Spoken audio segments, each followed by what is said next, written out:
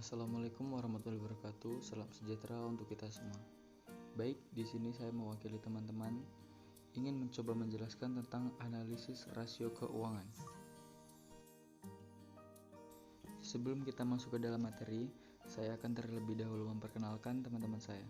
Untuk yang pertama ada Ali Mukromin dengan NIM 7101420017. Ada saya sendiri Arif Pratama dengan NIM 7101420066.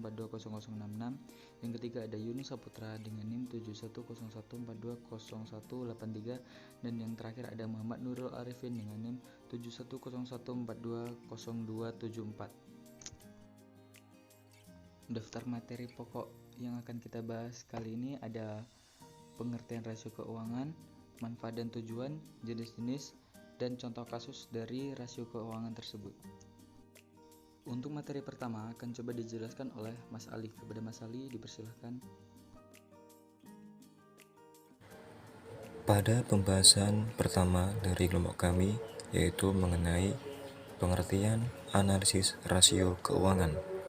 Menurut Warsiti dan Bambang, analisis rasio keuangan merupakan instrumen analisis prestasi perusahaan yang menjelaskan berbagai hubungan dan indikator keuangan yang ditujukan untuk menunjukkan perubahan dalam kondisi keuangan atau prestasi operasi di masa lalu dan membantu menggambarkan tren pola perubahan tersebut untuk kemudian menunjukkan risiko dan peluang yang melekat pada perusahaan yang bersangkutan. Dapat disimpulkan bahwa analisis rasio keuangan merupakan sebagai alat analisis untuk membandingkan angka-angka yang terdapat pada laporan keuangan dan juga untuk melihat atau mengetahui posisi keuangan suatu perusahaan serta menilai kinerja manajemen perusahaan tersebut dalam satu periode tertentu. Selanjutnya akan menyampaikan mengenai manfaat dan tujuan dari analisis rasio keuangan.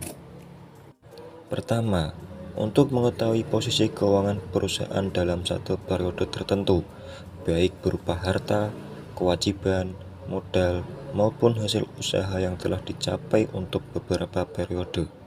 2. Untuk mengetahui kelemahan-kelemahan apa saja yang menjadi kekurangan pada suatu perusahaan. Ketiga, untuk mengetahui kekuatan-kekuatan yang dimiliki oleh perusahaan. Keempat, untuk mengetahui langkah-langkah apa saja yang perlu dilakukan ke depan yang berkaitan dengan posisi keuangan perusahaan saat itu juga. Kelima, untuk melakukan penilaian kinerja manajemen ke depan, apakah perlu penyelenggaraan atau tidak karena sudah dianggap berhasil atau gagal. Yang keenam, dapat juga digunakan sebagai pembanding dengan perusahaan sejenis tentang hasil yang telah mereka capai. Berikutnya, mengenai keunggulan atau kelemahan dari analisa rasio keuangan. Berikut ini adalah beberapa keunggulan dari analisa rasio keuangan menurut Harahap pada tahun 2011 halaman 298. Pertama, rasio keuangan merupakan angka-angka atau ikhtisar statistik yang lebih mudah dibaca dan ditafsirkan. Kedua, rasio keuangan menjadi pengganti yang lebih sederhana dari informasi yang disajikan dalam laporan keuangan yang sangat rinci dan rumit. Ketiga, untuk mengetahui posisi keuangan di tengah industri lain. Keempat, sangat bermanfaat untuk bahan di dalam mengisi model-model pengambilan keputusan dan model prediksi terkhusus di dalam memprediksi peringkat obligasi. Kelima, menstandarisir size perusahaan. Keenam, lebih mudah membandingkan perusahaan yang satu dengan perusahaan lain atau melihat perkembangan perusahaan secara periodic time series. Yang terakhir, lebih mudah melihat tren perusahaan serta melakukan prediksi di masa yang akan datang. Selain memiliki keunggulan, analisa rasio juga memiliki kelemahan, yaitu sebagai berikut. Yang pertama, kesulitan di dalam memilih rasio yang tepat yang dapat digunakan untuk kepentingan pemakainya. Kedua, Keterbatasan yang dimiliki akuntansi atau laporan keuangan juga menjadi keterbatasan teknik. Ketiga, jika data untuk menghitung rasio tidak tersedia, maka akan menimbulkan kesulitan dalam menghitung rasio. Keempat, sulit jika data yang tersedia tidak sinkron. Dan yang kelima, dua perusahaan dibandingkan bisa saja teknik dan standar akuntansi yang dipakai tidak sama. Oleh karenanya, jika dilakukan perbandingan bisa menimbulkan kesalahan. Baik, selanjutnya ada jenis-jenis rasio keuangan. Secara garis besar saat ini dalam praktik setidaknya ada 4 jenis rasio keuangan yang sering dipakai untuk menilai kondisi keuangan dan kinerja perusahaan. Keempat rasio tersebut adalah sebagai berikut. Yang pertama ada rasio likuiditas, rasio solvabilitas, rasio aktivitas, dan rasio profitabilitas. Selanjutnya saya akan menjelaskan sedikit pengertian dari keempat rasio tersebut. Yang pertama yaitu ada rasio likuiditas. Rasio likuiditas merupakan rasio yang menggambarkan kemampuan perusahaan dalam memenuhi kewajiban jangka pendeknya yang segera jatuh tempo. Untuk menilai likuiditas perusahaan menggunakan rasio. Yang pertama ada rasio lancar, yang merupakan rasio yang digunakan untuk mengukur kemampuan perusahaan dalam memenuhi kewajiban jangka pendeknya yang segera jatuh tempo dengan menggunakan total aset lancar yang tersedia dengan rumus aset lancar dibagi kewajiban dikali 100%. Yang kedua ada rasio sangat lancar atau rasio cepat, yang merupakan rasio ini digunakan untuk mengukur kemampuan perusahaan dalam memenuhi kewajiban jangka pendeknya yang segera jatuh tempo dengan menggunakan aset sangat lancar atau tidak termasuk dengan persediaan barang dagang dan aset lancar lainnya dengan rumus dalam kurung aktiva lancar dikurang persediaan dibagi kewajiban dikali 100%. Selanjutnya yang kedua yaitu ada rasio solvabilitas, yang merupakan rasio yang menggambarkan kemampuan perusahaan dalam memenuhi seluruh kewajibannya. Rasio yang digunakan untuk mengukur kemampuan perusahaan adalah yang pertama ada rasio utang terhadap aset, merupakan rasio yang digunakan untuk mengukur perbandingan antara total utang dengan total aset. Dengan kata lain, rasio ini digunakan untuk mengukur beberapa besar aset perusahaan yang dibiayai oleh utang atau seberapa besar utang perusahaan berpengaruh terhadap pembiayaan dengan rumus total utang dibagi dengan total aset dikali 100%. Yang kedua yaitu ada rasio utang terhadap modal, merupakan rasio yang digunakan untuk mengukur besarnya proporsi utang terhadap modal dengan rumus total utang dibagi ekuitas pemegang saham dalam kurung modal dikali 100%. Selanjutnya yang ketiga ada rasio aktivitas, merupakan rasio yang digunakan untuk mengukur tingkat efisiensi atas pemanfaatan suatu yang dimiliki perusahaan atau untuk menilai kemampuan perusahaan dalam menjalankan aktivitasnya. Yang digunakan adalah yang pertama ada perputaran persediaan, yang merupakan rasio yang digunakan untuk mengukur berapa kali dana yang ditanam di dalam persediaan ini dalam satu periode dengan menggunakan rumus perputaran persediaan sama dengan penjualan dibagi persediaan dikali 100%.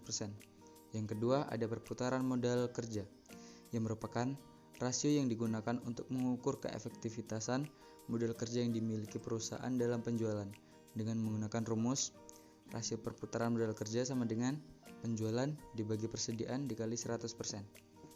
Dan yang keempat ada rasio profitabilitas, yang merupakan rasio yang menggambarkan kemampuan perusahaan dalam menghasilkan laba. Rasio yang digunakan adalah yang pertama ada hasil pengembalian investasi atau lebih dikenal dengan return on investment atau ROI, yang merupakan rasio yang menunjukkan hasil atas jumlah aktiva yang digunakan dalam perusahaan dengan rumus laba bersih dibagi total aset dikali 100%. Selanjutnya yang kedua ada hasil pengembalian ekuitas atau return on equity, yang merupakan rasio untuk mengukur laba bersih sesudah pajak dengan modal sendiri dengan menggunakan rumus laba bersih dibagi equity dikali dengan 100%. Baik, selanjutnya saya akan menjelaskan contoh perhitungan dari rasio keuangan, di mana dalam perhitungan tersebut kita membutuhkan data laporan keuangan berupa laporan neraca dan laporan laba rugi. Nah, berikut merupakan laporan keuangan dari Elzata untuk periode 31 Desember tahun 2018 dan tahun 2019. Dengan data tersebut, maka kita dapat memperoleh rasio keuangan. Yang pertama untuk rasio likuiditas. Nah, pada penjelasan sebelumnya juga sudah disebutkan bahwa rasio likuiditas sendiri dibagi menjadi dua jenis lagi, di mana rasio yang pertama adalah current ratio dan yang kedua adalah quick ratio. Untuk menentukan current ratio, rumusnya adalah aktiva lancar dibagi utang lancar dikali 100%. Maka pada tahun 2018 dapat ditentukan current ratio sama dengan 157.952.450 rupiah dibagi 55.651.700 rupiah dikali 100%, hasilnya sama dengan 283,6194%.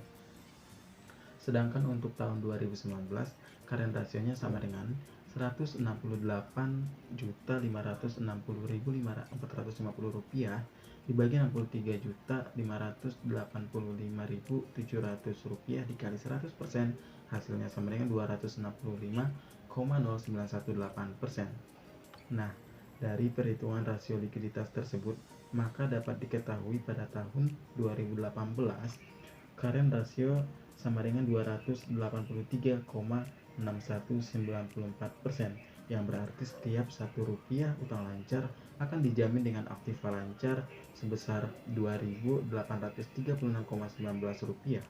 Pada tahun 2019, current ratio sebesar 265,0918%.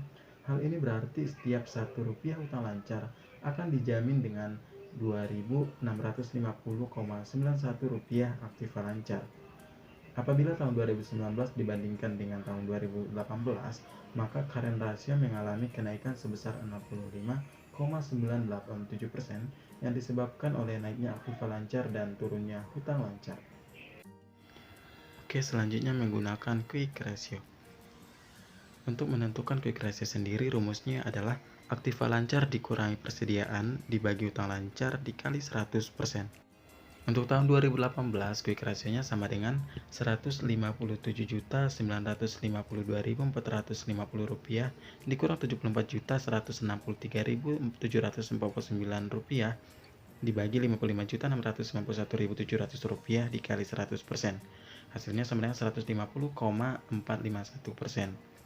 Sedangkan untuk tahun 2019, quick ratio-nya sama dengan Rp168.560.450 dikurang Rp72.723.749 dibagi Rp63.585.700 dikali 100%, hasilnya sama dengan 150,7205%.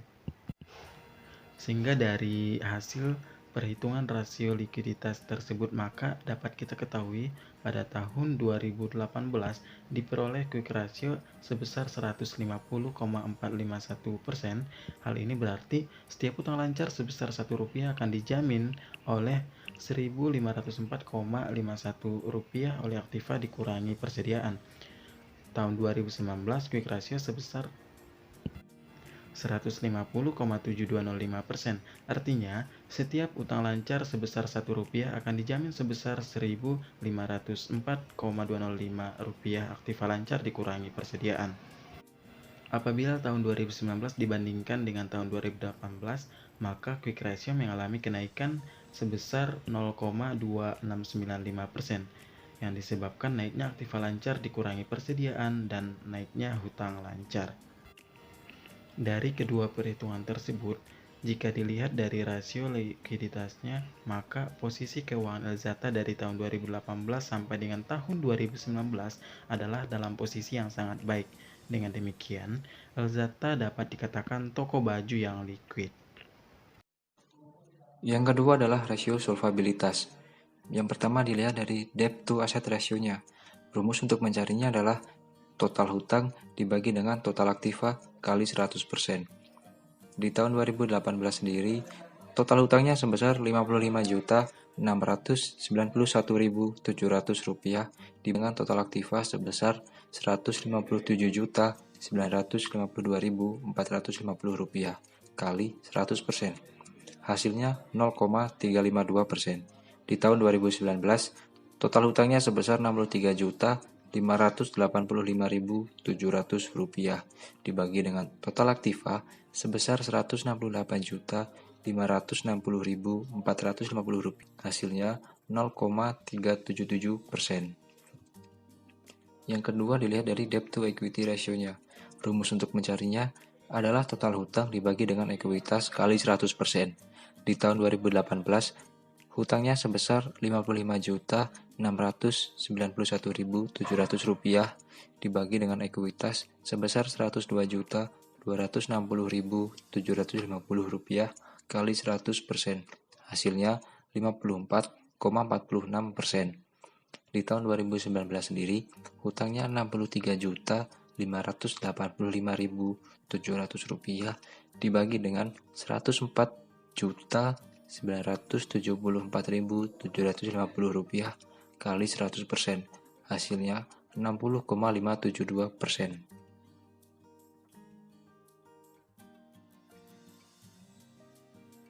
Dari perhitungan solvabilitas yang telah dilakukan, maka terlihat bahwa persentase debt to total asset ratio tahun 2019 mengalami penurunan sebesar 23% dan pada tahun 2019 sebesar 18% atas dasar tahun 2018. Hal ini disebabkan karena naiknya aktiva dan juga utang. Sedangkan tahun 2019 mengalami kenaikan sebesar 7% atas dasar tahun 2019. Apabila dilihat dari debt to equity ratio-nya, tahun 2019 mengalami penurunan sebesar 36% dan pada tahun 2019 sebesar 29% atas dasar 2018. Dan pada tahun 2019 mengalami kenaikan sebesar 11% atas dasar tahun 2019. Rasio ini termasuk dalam kriteria baik karena nilai hutang lebih sedikit dari nilai modal sendiri. Dengan demikian, Elzata dapat dikatakan solvable karena perusahaan mampu memenuhi kewajiban jangka pendek maupun jangka panjang apabila perusahaan dilikuidasi. Berikut penjelasan yang dapat kami sampaikan. Saya mewakili teman-teman meminta maaf apabila ada kesalahan penyampaian kata ataupun materi. Terima kasih untuk semuanya. Wassalamualaikum warahmatullahi wabarakatuh.